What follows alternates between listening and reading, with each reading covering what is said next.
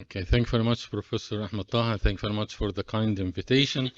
And welcome, Professor Eric Mendoza to Egypt, and I hope it will be a regular visit. Well, to try to summarize 30 years experience in 8 minutes is extremely difficult, but I will try to go through this experience of using exolaser in telangiectasia.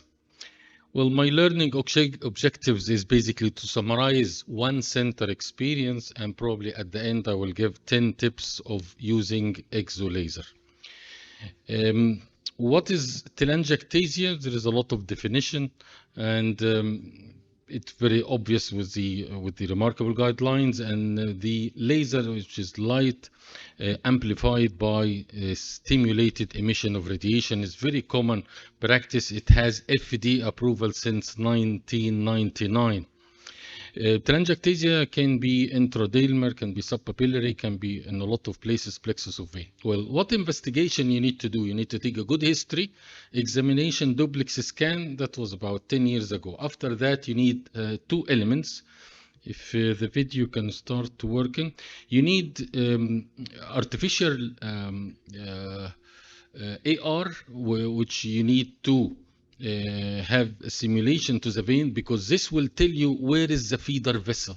It is not just looking at the vein without augmentation reality. You see, when you press on the vein, you can see where is the feeder.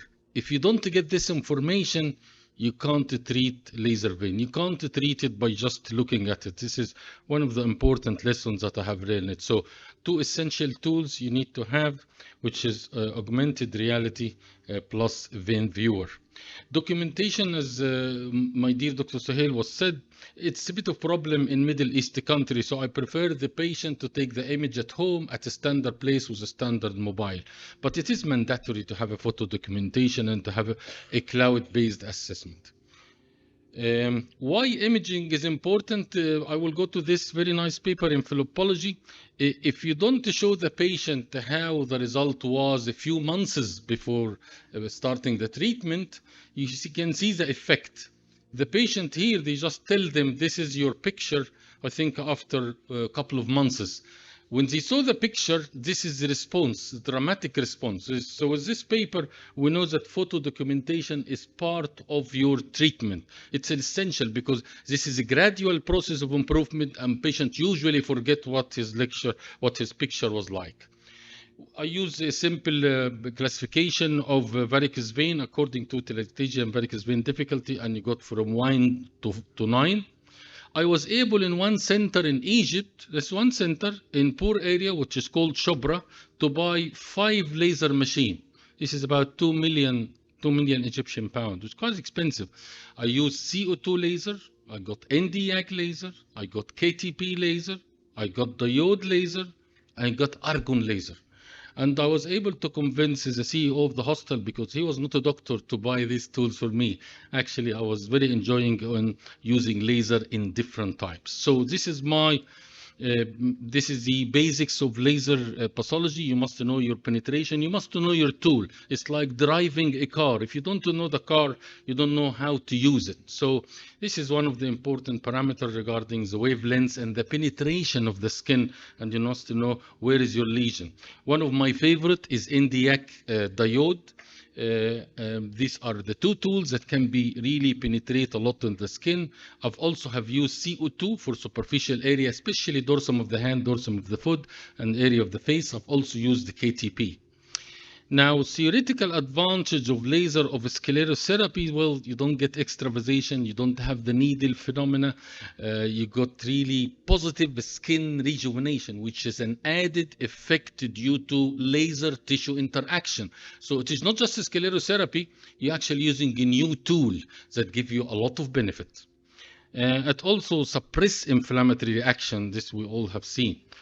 Types of laser, I've mentioned the 6 lasers that I have used, many of them with different indication, but it's difficult to know. So this is my best 10 tips that I have learned over the last 30 years of using laser.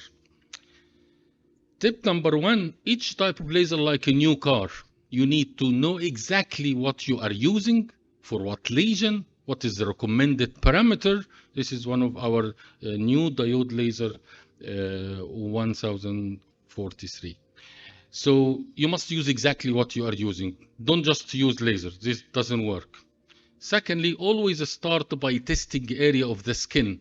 Don't treat patient leg the first shot. This is a mistake. Take a testing area, know the effect of laser tissue interaction to this patient, assess after a couple of weeks.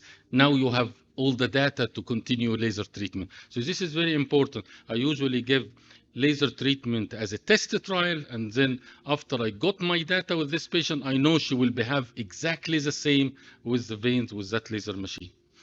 Lesson number 3, cooling is a nice idea. Well, you can buy a cooling machine with laser, which have embedded cooling, but for us in Egypt to have a little bit of low-cost cooling, I usually put surgical gloves into an ice bag. You can get a little bit of nice colors of ice gloves and nice color of water. You use it for cooling because this will decrease the amount of pain, can let you put a lot of joules into the skin and get a lot of benefit.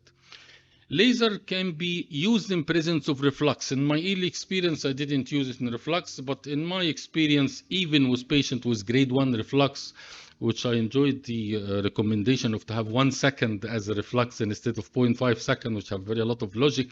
Now I use it with grade 1 reflux. It doesn't matter. I've also used it with lipodermato-sclerosis, which is type 4 varicose vein.